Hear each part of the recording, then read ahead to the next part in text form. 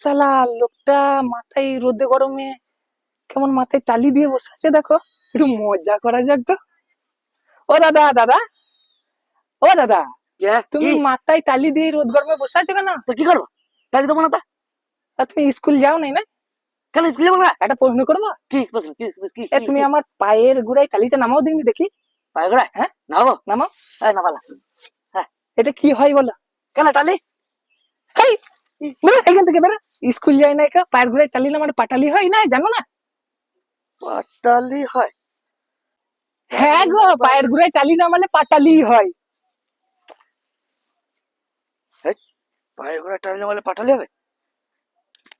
এই শালা বেদটা আসছে তো, কালকে আমায় জব্দ করেছে, আজকে আমি ওকে জব্দ করতে হবে। দাঁড়া,